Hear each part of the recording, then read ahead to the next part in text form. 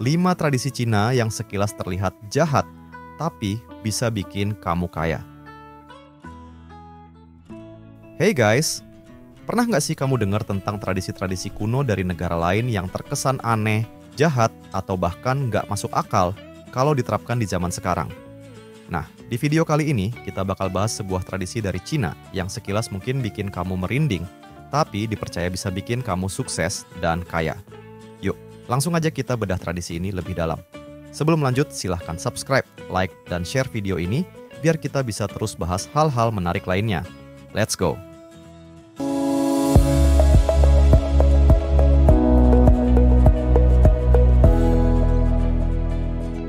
Inilah tradisi Cina yang sekilas terlihat jahat, tapi bisa bikin kamu kaya. Ketika mendengar kata tradisi, mungkin yang terlintas di pikiran kita adalah sesuatu yang penuh makna, damai, atau bahkan membahagiakan. Tapi, apa jadinya kalau ada tradisi yang terkesan jahat kalau diterapkan, namun justru dipercaya bisa bikin kamu kaya raya? Ini bukan sekadar mitos loh, tapi sesuatu yang sudah dipraktikkan oleh masyarakat Tiongkok selama berabad-abad. Yup, kita sedang ngomongin tentang tradisi Feng Shui, terutama yang berkaitan dengan cara mengelola kekayaan, keberuntungan, dan nasib baik. Buat kamu yang belum familiar, Feng Shui adalah ilmu atau seni kuno dari Tiongkok yang bertujuan untuk menciptakan harmoni antara manusia dan lingkungannya melalui aliran energi, atau yang sering disebut Qi. Tradisi ini percaya bahwa mengatur tata ruang, desain rumah, hingga cara menyimpan uang bisa sangat berpengaruh terhadap nasib dan kesejahteraan hidupmu. Tapi, tunggu dulu. Ada beberapa aspek dalam Feng Shui yang, kalau dipikir-pikir, mungkin terkesan jahat atau bahkan tidak berperi kemanusiaan kalau kita terapkan sekarang. Mau tahu apa aja? Tonton sampai akhir.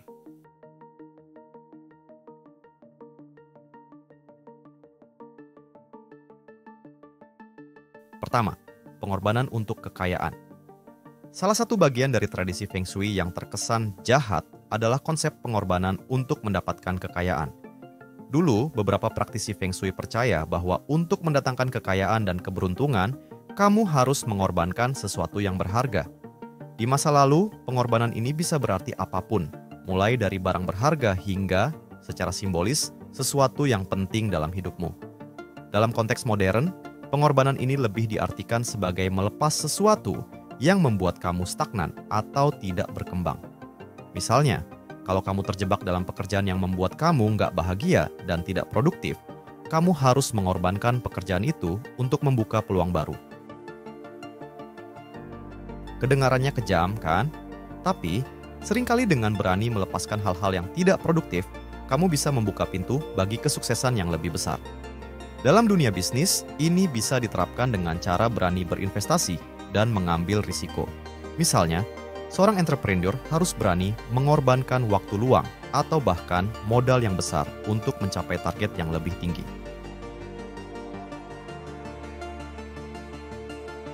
Dua, memindahkan barang untuk mengusir energi negatif. Feng Shui mengajarkan bahwa penataan barang-barang di sekitar kita bisa memengaruhi aliran energi atau Qi. Tapi, ada satu konsep yang sering dianggap cukup kontroversial, yakni mengusir energi negatif dengan cara memindahkan barang atau bahkan hewan.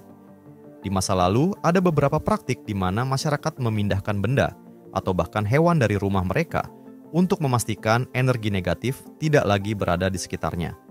Kalau dipikir-pikir, siapa sih yang rela mengusir hewan peliharaan kesayangan hanya karena dianggap membawa nasib buruk? Tapi, dalam konteks modern, ini bisa diterapkan dengan cara yang lebih logis dan beradab kok. Misalnya, kalau kamu merasa nggak nyaman dengan suasana rumah atau tempat kerjamu, cobalah memindahkan barang-barang di sekitar, mengganti dekorasi, atau bahkan melakukan renovasi kecil. Mengubah suasana seringkali bisa memberi dampak besar pada mood dan produktivitasmu, yang pada akhirnya bisa membuka jalan menuju kekayaan.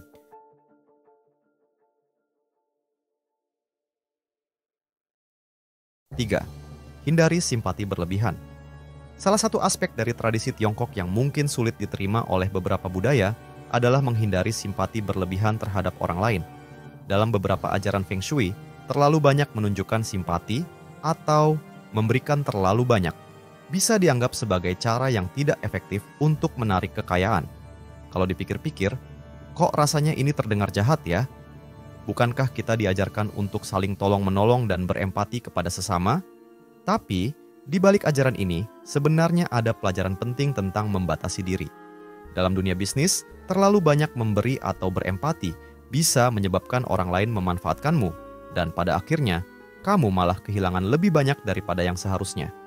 Intinya, kamu harus pintar-pintar dalam menyeimbangkan kepentinganmu sendiri dan kepentingan orang lain. Jangan sampai simpati berlebihan justru membuat kamu jatuh dan susah bangkit.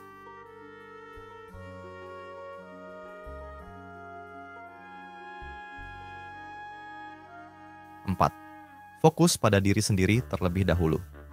Feng Shui juga mengajarkan untuk mementingkan diri sendiri terlebih dahulu sebelum membantu orang lain. Dalam beberapa konteks, ini mungkin terkesan egois atau jahat. Tapi ajaran ini justru menyiratkan bahwa kita harus dalam kondisi yang kuat dan sejahtera dulu, sebelum bisa membantu orang lain secara efektif.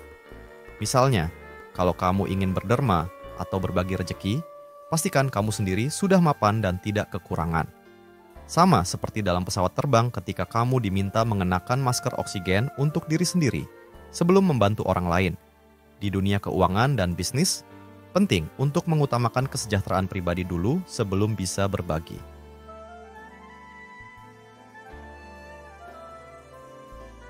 5.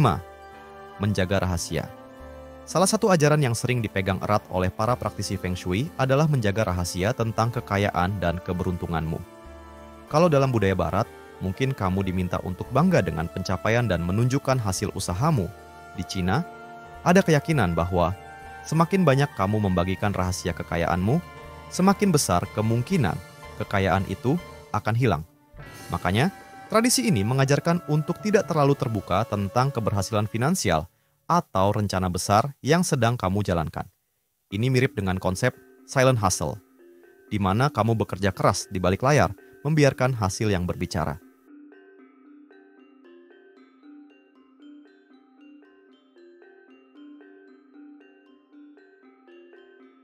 Well guys, itulah beberapa tradisi Feng Shui dari Cina yang terkesan jahat kalau diterapkan, tapi kalau kita telah lebih dalam, justru bisa membawa dampak positif dan mungkin aja bikin kamu kaya.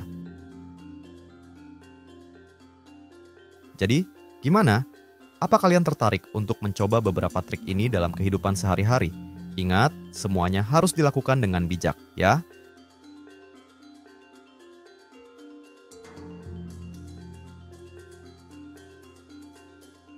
Kamu boleh menulis opinimu di kolom komentar.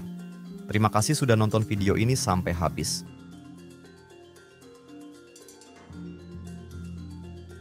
Jangan lupa like, subscribe, dan share video ini ke teman-teman kalian. Sampai jumpa di video selanjutnya. Bye!